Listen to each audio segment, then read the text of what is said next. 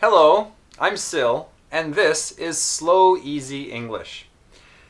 Today, I'm going to teach you how to pronounce a little bit more naturally, a little bit more like a native speaker.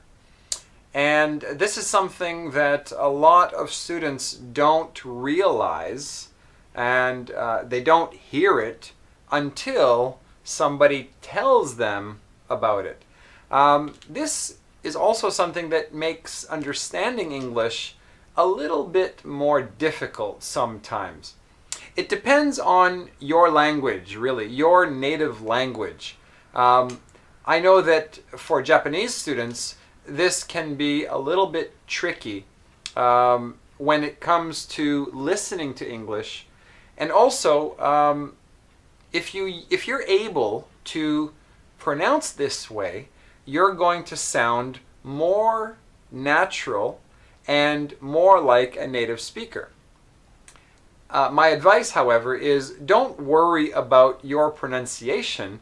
The more important thing is that you know that this happens in English and that it helps you understand native speakers better. If you can do it, great, that's wonderful. But if you can't, or if you don't want to, don't worry about it right now. Just concentrate on understanding what's happening and being able to identify this when you're listening to native speakers speak. Okay, so today's lesson is the unreleased T. Okay, so of course the letter T, the T sound, not just the letter, but the T sound in English, of course, is a very common sound, and we use it very often in many, many words. But what you learn as the T sound is, T. And that's correct. That is the T sound. But sometimes we pronounce the T a little differently. Now, one way that we also pronounce T is when it's unreleased. Means we don't release the T. When you do a T and you go t, t, that is releasing the T. Sometimes we don't release it. Okay, so let me give you an example. Here, the first word on this list, if I pronounce this word with a released T, then I would say, what? What?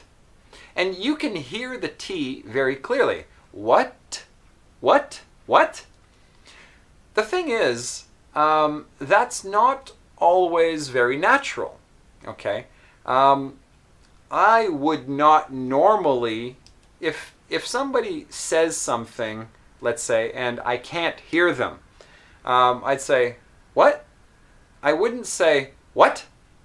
It sounds, in fact, it has a bit of a nuance of being a little irritated. If I say, what? What? It sounds like I'm a little angry. So if I only want you to repeat what you said because I didn't hear you, then I probably wouldn't say, what? I would probably say, what? What? Now, did you notice that when I say it naturally, it sounds like, what?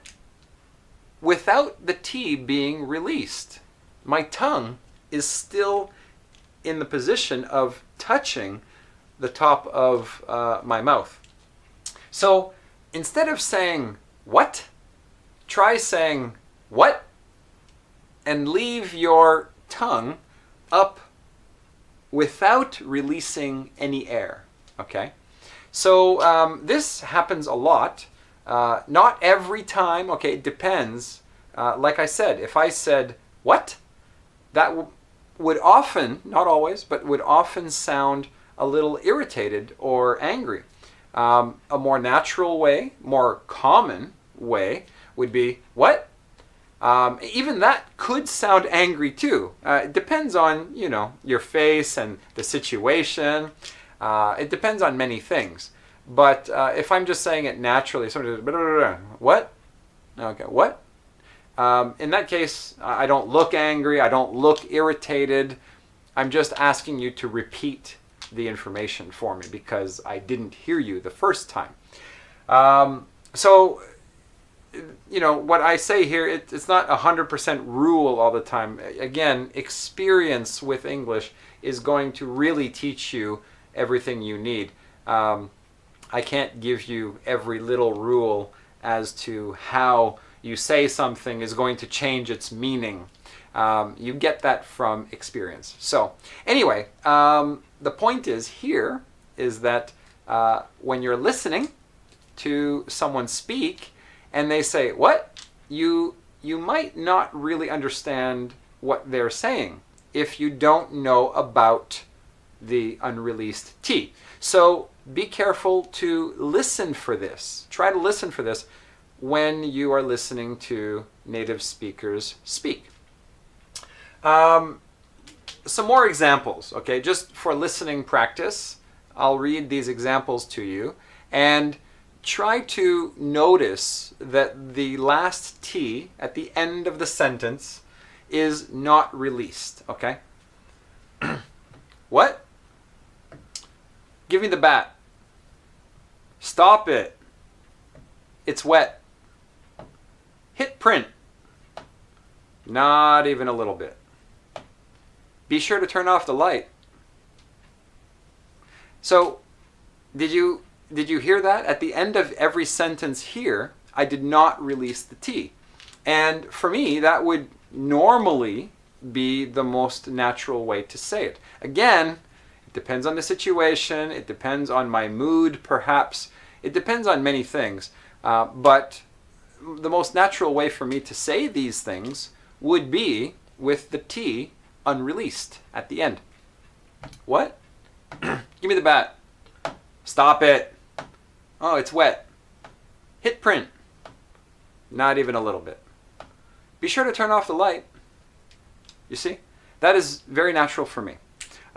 So if you have trouble understanding native speakers sometimes, hopefully this will help you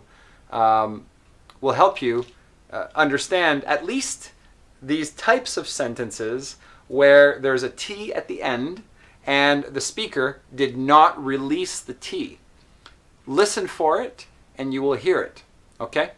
By the way, before I let you go, sometimes we'll use this with the K sound as well. For example, if I say to someone, you know, come back, or give it back.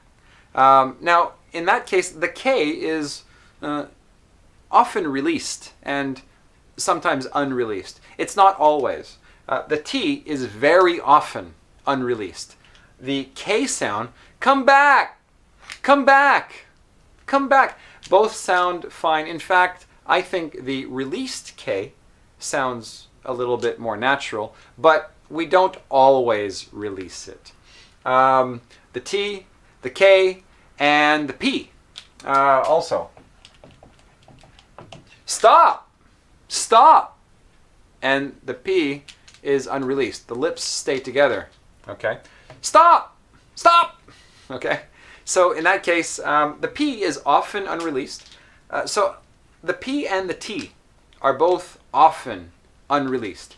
The K, sometimes, but I would guess that it's much more often released. For some reason, it just doesn't sound right, or it doesn't sound as good when it's unreleased. Okay? So anyway, that's today's lesson. Very short, only 8 minutes. So I hope that this was useful for you. If it was, and you liked it, please click the like button. And please share this video with other people who are learning English. Thank you very much, and I will see you again soon. Bye.